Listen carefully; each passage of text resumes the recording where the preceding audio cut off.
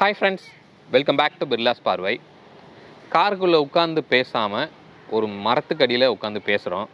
So எதுக்காக அப்படின்னா, இந்த டாபிக் வந்து கொஞ்சம் ஹாட்டான டாப்பிக்கு. எதுக்கு ஹாட்டாக காருக்குள்ளே உட்காந்து பேசணும்னு சொல்லி தான் நல்லா ஓப்பனில் வந்து உட்காந்து பேசுகிறோம். இப்போ இந்த டாபிக் வந்து நான் இன்னும் கொஞ்ச நாளுக்கு முன்னாடியே ஆக்சுவலாக நான் போட்டிருந்துருக்கணும். நிறைய பேர் வந்து கேட்டிங்க. பட் அந்த ஒரு க்ளோஸான பீரியடில் நம்ம இதை பற்றி பேசும்போது நம்ம என்ன பேசினாலுமே வந்து அது கான்ட்ரவர்சியாக வந்து க்ரியேட் ஆகிட்டே இருக்கும். இப்போ உங்களுக்கு புரிஞ்சிருக்கும் அப்படின்னு நான் நினைக்கிறேன் நம்ம எதை பற்றி பேசுகிறோம் அப்படின்னு சொல்லி. இப்போ ரீசண்டாக திருப்பூரில் நடந்த ஒரு ஆக்சிடெண்ட்டு கண்டிப்பாக யாராலையும் அதை வந்து நம்மளால் மறக்க முடியாது. ஸோ அந்த ஆக்சிடெண்ட்டில் நிறைய கேஷுவாலிட்டிஸ் நடந்தது. அப்போது 5 ஸ்டார் ரேட்டிங் வாங்கின ஒரு காரு இந்த அளவுக்கு ஒரு சேதாரத்தை க்ரியேட் பண்ணுது அப்படிங்கிறத பார்க்கும்போது ஒரு பிக் கொஸ்டின் மார்க் வந்து நமக்குள்ளே வந்து வருது.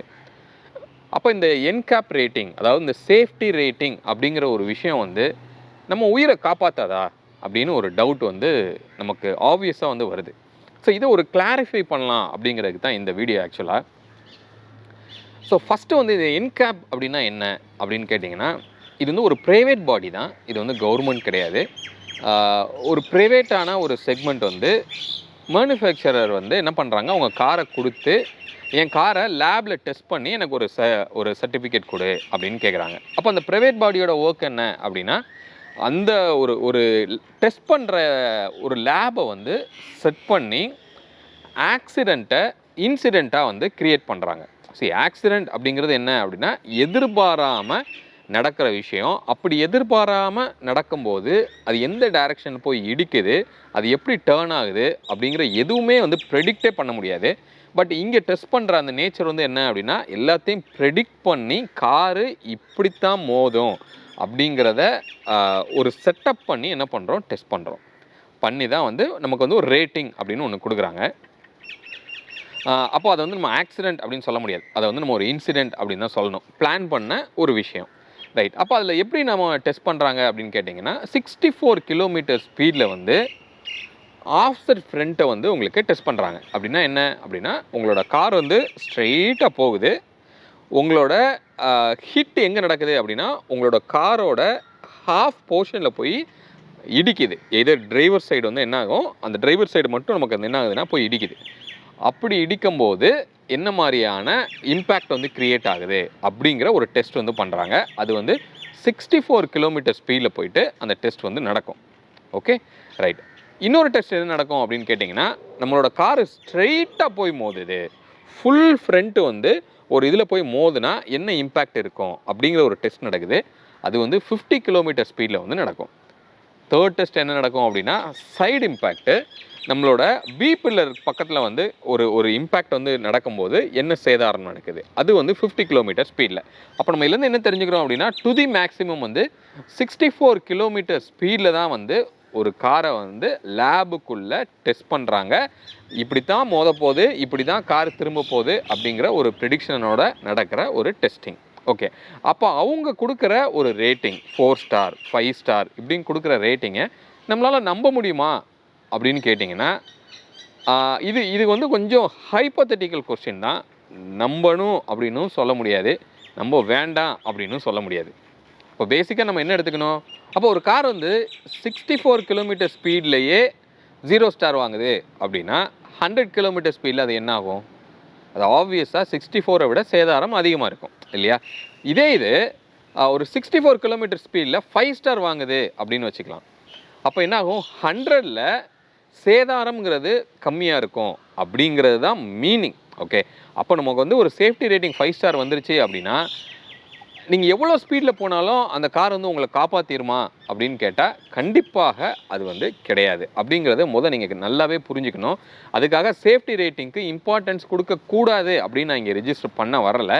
பட் அதோட லிமிட்டேஜை வந்து நான் உங்களுக்கு சொல்கிறேன், சரியா? அப்போது நம்மளோட கான்சியஸில் இன்னொன்று அடுத்தது, ஓகே, டெக்னாலஜி.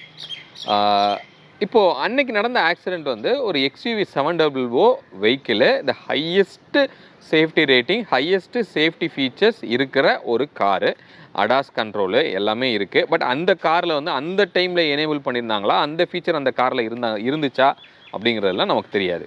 ஓகே. அப்போது நான் நியூஸில் பார்த்த வரைக்கும் அந்த கார் வந்து கிட்டத்தட்ட ஒரு 150 கிலோமீட்டர் ஸ்பீடில் கிராஸ் ஆச்சு அப்படின்னு சொல்கிறாங்க. நம்மளோட சப்ஸ்கிரைபரே எனக்கு வந்து மெயில் பண்ணியிருந்தார். அவரை ஜஸ்ட் அந்த காரை கிராஸ் பண்ணி வித்தின் 5 மினிட்ஸ்க்குள்ளே அந்த ஆக்சிடென்ட் நடந்திருக்கு. டெஃபினட்டாக 150 கிலோமீட்டர் ஸ்பீடு வந்து அவங்க போனாங்க அப்படின்னு சொல்லி நமக்கு மெயில் பண்ணியிருந்தாங்க. ஓகே.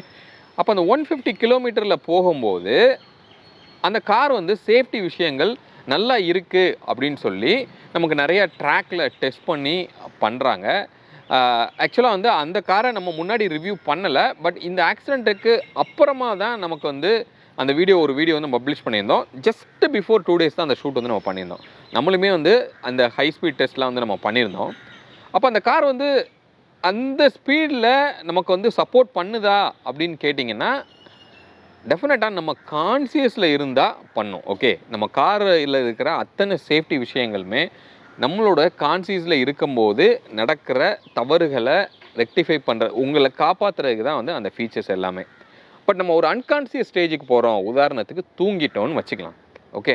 அப்போ அந்த அடாஸ் அப்படிங்கிற ஒரு விஷயம் வந்து என்ன பண்ணுது அப்படின்னு கேட்டிங்கன்னா, நீங்கள் வந்து லேனுக்கு பக்கத்தில் போகிறீங்க, ஐ மீன் மீடியனுக்கு பக்கத்தில் போகிறீங்க அப்படின்னா ஒரு வார்னிங் கொடுத்துட்டு உங்களுக்கு ஸ்டேரிங்கை வந்து ஸ்லைட்டாக திருப்பி விடுது.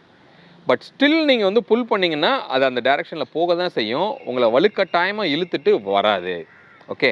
அப்போ நீங்கள் அந்த டைமில் கான்சியஸ் இல்லாமல் என்னமோ ஒன்று நம்மளை இழுக்குதுன்னு சொல்லி திருப்பி ரைட் சைடில் நீங்கள் இழுத்திங்கன்னா அது மீடியன் பக்கத்தில் போய் ஏற தான் செய்யும். ஓகே. அப்போ இந்த அடாஸ் அப்படிங்கிற ஒரு விஷயம் வந்து பியூர்லி நம்ம கான்சியஸில் இருக்கும்போது நமக்கு சின்ன சின்ன தவறுகளை அதை கரெக்ட் பண்ணுறதுக்கு தான் வந்து இந்த மாதிரி சேஃப்டி ஃபீச்சர்ஸ் எல்லாமே கொடுத்துருக்காங்க. ஓகே. அப்போ காரில் இருக்கிற அத்தனை சேஃப்டி ஃபீச்சரும் சரி, இந்த சேஃப்டி ரேட்டிங் எல்லாமே வந்து நீங்கள் அலர்ட்டாக இருக்கும்போது நடக்கிற சின்ன சின்ன தவறுகளை வந்து அது உங்களை வந்து காப்பாற்றும். அப்போது நான் தூங்கிடுவேன், நான் வந்து எங்கிட்டோ நான் பேசிட்டு வலுக்கட்டாயமாக நான் போய் மீடியனில் ஏற்றுவேன் அப்படின்னா அதுலேருந்து நம்மளை காப்பாற்றுமா அப்படின்னா எந்த காருமே வந்து அந்த விஷயத்தில் உங்களுக்கு கை கொடுக்காது. அது எப்பேற்பட்ட காராக இருந்தாலும் அது ஆக்சிடெண்ட்டில் தான் போய் வந்து நமக்கு முடியும். இது வந்து ஃபர்ஸ்ட் டைம் கிடையாது. இதே மாதிரி ஒரு ஹைஃபையான கார்ஸ் எல்லாமே இந்த மாதிரி ஆக்சிடெண்ட் நடக்கிறது லக்ஸுரி காரில் கூட நம்ம நிறையா பார்க்குறோம். நிறையா உயிர் சேதம் வந்து நடக்குது. அப்போ எனி கார், இப்போ நான் வந்து XUV 711 மீன் பண்ணி இங்கே நான் சொல்ல வரல. எந்த காராக இருந்தாலும் சரி, எவ்வளோ பெரிய சேஃப்டி ரேட்டிங்காக இருந்தாலும் சரி, எவ்வளோ சேஃப்டி ஃபீச்சர்ஸ் இருந்தாலும் சரி, அது உங்களை காப்பாற்றணும் அப்படின்னா நீங்கள் காரை உங்கள் கைக்குள்ளே உங்களோட கான்சியஸில் இருக்கும்போது அது வந்து உங்களுக்கு அசிஸ்ட் பண்ணி உங்களை வந்து காப்பாற்றும். அப்போ கார் வந்து உங்கள் கட்டுப்பாட்டை மீறுது அப்படின்னா அதுக்கு 2 ரீசன் தான். ஒன்று, நீங்கள் சப்கான்சியஸ்க்கு போயிருப்பீங்க, ஒன்று நீங்கள் தூங்கியிருப்பீங்க, இல்லை கம்ப்ளீட்டாக டிரைவிங்கோட ஃபோக்கஸ் இல்லாமல் பக்கத்தில் ஒருத்தர் கூட திரும்பி நீங்கள் பேசிகிட்டு இருந்திருப்பீங்க. இந்த மாதிரி விஷயம். இன்னொன்று, சடனாக ஒரு முன்னாடி வந்து ஒன்று நடக்குது. இப்போ இந்த பர்டிகுலர் ஆக்சிடெண்ட்டே வந்து என்ன சொல்கிறாங்க அப்படின்னா நியூஸில், ஒரு 2 வீலர் வந்து கிராஸ் ஆனார், அதை அவாய்ட் பண்ணுறதுக்காக இவர் திருப்பினார் அப்படின்னா அந்த இடத்துல எக்ஸ்பீரியன்ஸ் அப்படிங்கிறது ரொம்ப ரொம்ப இம்பார்ட்டன்ட். இப்போ வந்து நிறைய நம்ம வந்து செல்ஃப் டிரைவிங் வந்து நம்ம பண்ணுறோம். அப்போ நம்மளை நல்லாவே வந்து நம்மளை எக்ஸ்பீரியன்ஸ் பண்ணிக்கணும், எக்யூப் பண்ணிக்கணும். அப்போ இந்த மாதிரி எமர்ஜென்சி டைமில் கொண்டு போய் பதட்டத்தில் ஸ்டேரிங்கை வந்து ஒரு ஃபுல் 90 டிகிரி நீங்கள் திருப்புறீங்கன்னு வச்சுக்கோங்க. ஓகே. பயத்தில் அப்போ என்ன ஆகும், அந்த 90 டிகிரி நீங்கள் திருப்பினீங்கன்னா அந்த காரோட வீல் வந்து எப்படி டிஃப்ளெக்ட் ஆகுதுன்னு நமக்கு தெரியாது. அந்த ஹை ஸ்பீடில் டெஃபினட்டாக அந்த ஒரு சேஞ்ச் வந்து நம்ம என்ன சொல்லுவோம்னா மொமெண்டம் சொல்லுவோம். கார் வந்து ஃப்ரண்ட்டில் போயிட்டே இருக்குது, நம்ம அந்த மொமெண்டமை சேஞ்ச் பண்ணுறோம். சரியா? இப்படி போயிட்டுருக்கிற ஒரு மொமெண்டமை சடனாக நம்ம வந்து ஒரு சேஞ்ச் கொடுக்குறோம் அப்படின்னா அந்த இடத்துல ஒன்று நம்ம கார் வந்து டாப்பில் ஆகும், இல்லை அது கண்ட்ரோல் இல்லாமல் வெளியில் போகும். ஓகே. அப்போது அந்த சடன் மூமெண்ட் வந்து இருக்கக்கூடாது. நமக்கு வந்து யாராவது சடனாக ஒரு கிராஸ் வந்தால் கூட நம்மளோட லிமிட்டேஜ் வந்து நமக்கு தெரியணும். எவ்வளோ நம்ம ட்வீக் பண்ணோம்னா நம்ம வந்து அதை அவாய்ட் பண்ண முடியும் அப்படிங்கிற ஒரு மைண்ட் வந்து நமக்கு இருக்கணும். அந்த ஒரு எக்ஸ்பீரியன்ஸை நம்ம கண்டிப்பாக வளர்த்துக்கணும். என்ன தான் நம்ம வந்து நம்ம கார் வாங்குறதுக்கு கேபபிள் இருக்குது, நம்மக்கிட்ட மணி இருக்குது, நம்மளால் ஓட்ட முடியுங்கிற ஒரு தைரியத்தில் நம்ம ஓட்டினா கூட இந்த மாதிரி விஷயங்களை வந்து நம்ம நிறையா பழகிக்கிடணும், கற்றுக்கணும். அப்படிங்கிறது முழுக்க உண்மையான விஷயம். இதுதான் வந்து ப்ரொஃபஷனல் டிரைவருக்கும் செல்ஃப் டிரைவுக்கும் இருக்கிற மிகப்பெரிய ஒரு லேகே வந்து இங்கே தான் வந்து நிற்குது ஆக்சுவலாக. ஸோ இதை வந்து கண்டிப்பாக நம்ம எல்லாருமே வந்து ரொம்பவே வந்து ஒரு சீரியஸாக எடுத்துகிட்டு இந்த விஷயத்தை வந்து நம்ம கற்றுக்கணும். இந்த எமர்ஜென்சி டைமில் எப்படி நம்ம வந்து ஹேண்டில் பண்ணணும், நம்ம மைண்ட் செட் வந்து எப்படி இருக்கணும், பேனிக்கை எப்படி ஹேண்டில் பண்ணணும், இப்படிங்கிற விஷயம் வந்து கண்டிப்பாக நம்ம எல்லாருக்குமே வந்து தெரிஞ்சிருக்கணும். சரியா? அப்போது யாரோ குறுக்க வராங்க, இல்லை ஒரு அனிமல் வருது அப்படின்னா நம்ம வந்து சைக்கலாஜிக்கலாக அதை வந்து அப்ரோச் பண்ணணும். ஸோ டிரைவிங் அப்படிங்கிறதே வந்து ஒரு சைக்கலாஜிக்கல் அப்ரோச் தான். அதாவது அந்த பக்கம் இருக்கிறவங்க இதுக்கப்புறம் என்ன பண்ணுவாங்க அப்படிங்கிறத நம்ம வந்து ப்ரெடிக்ட் பண்ணணும். அது அனிமலாக இருந்தாலும் சரி, அது ஹியூமனாக இருந்தாலும் சரி, அந்த ப்ரெடிக்ஷன் வந்து நமக்கு தெரியணும். இப்போ வந்து ஒரு 2 வீலரில் நம்ம போயிட்டுருக்கோம், முன்னாடி போகிறவர் சடனாக இப்படி திரும்புறாரு. நிறையா 2 வீலரில் இண்டிகேட்டரே ஒர்க் ஆகாது. ஆனாலும் நம்ம ப்ரெடிக்ட் பண்ணி போவோம். எப்படி அவர் வந்து என்ன பண்ணுவார், சைடில் இப்படி திரும்பி பார்ப்பார். அப்போ நமக்கு என்ன தெரிஞ்சிடும், அவர் ஏதோ திரும்ப போகிறாரா அப்படிங்கிறத நம்ம ஜட்ஜ் பண்ணுறோம் இல்லையா? அப்போ நம்ம கொஞ்சம் அலர்ட் ஆகிறோம் இல்லையா? இதான் வந்து சைக்கலாஜிக்கல் அப்ரோச். இதே வந்து கார் டிரைவிங்லேயும் நீங்கள் கண்டிப்பாக நீங்கள் வந்து இம்ப்ளிமெண்ட் பண்ணணும். நம்ம பின்னாடி இருந்து முன்னாடி போகிற காரை ஈஸியாக நம்மளால் என்ன பண்ண முடியும், ஜட்ஜ் பண்ண முடியும். அவங்க வந்து என்ன பண்ண போகிறாங்க அடுத்து அப்படிங்கிறத.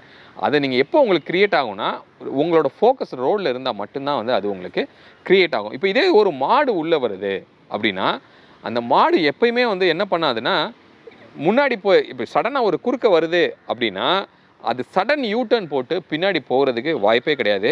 ஒன்று முன்னாடி ஸ்லோவாக வந்துட்டு வேகமாக தான் கிராஸ் ஆகுமே தவிர, இப்படி வந்துட்டு திரும்பி இப்படி போகிற வாய்ப்புகள் வந்து ரொம்ப ரொம்ப கம்மி. அதனால தான் என்ன சொல்லுவாங்கன்னா, எப்போவுமே ஒரு மாடு முன்னாடி வந்துருச்சு அப்படின்னா அதை ஃபார்வர்டில் விட்டுட்டு அதுக்கு பேக்கில் தான் நம்ம வந்து லைட்டாக டீவியேட் பண்ணி நம்ம கிராஸ் பண்ணணும். ஸோ இந்த மாதிரியான சைக்கலாஜிக்கல் விஷயத்தை வந்து நம்ம வளர்த்துக்கணும். சரியா?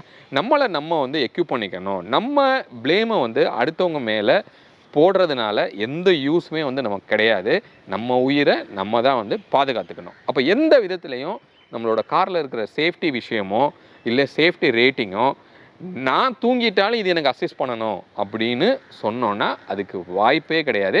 என்னோட இன்எக்ஸ்பீரியன்ஸ்லையும் எனக்கு வந்து அந்த கார் சப்போர்ட் பண்ணணும் அப்படின்னா மேபி டெஸ்லா மாதிரியான கார்கள் வந்து அதுக்கு சப்போர்ட் பண்ணலாம்.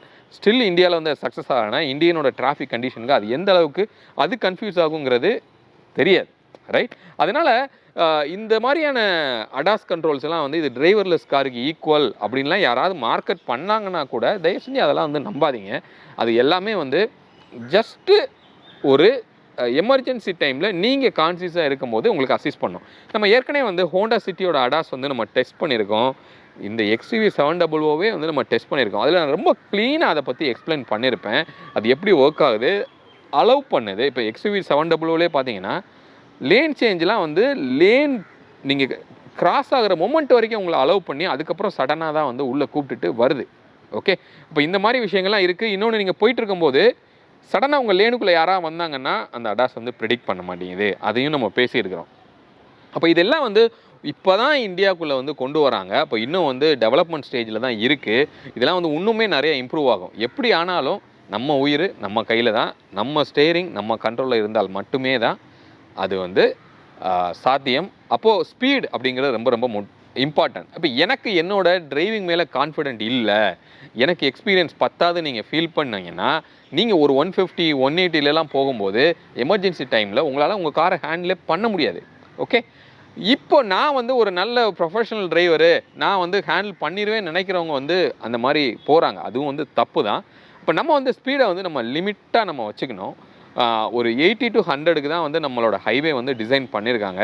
ஏன்னா நீங்கள் நிறையா பார்க்குறீங்க, கர்வ்ஸ்லாம் வந்து டீப் கர்வ்ஸ்லாம் வந்து இருக்கும். அதெல்லாம் நம்ம 100க்கு மேலே போயிட்டோம் அப்படின்னா பாடி ரோல் ரீசனால் உங்கள் கண்ட்ரோலில் விட்டு கார் போகிறதுக்கு அதிகமான ஒரு வாய்ப்பு வந்து இருக்கும். அதனால் ஸ்பீடை லிமிட்டாக நம்ம வச்சுக்கணும்.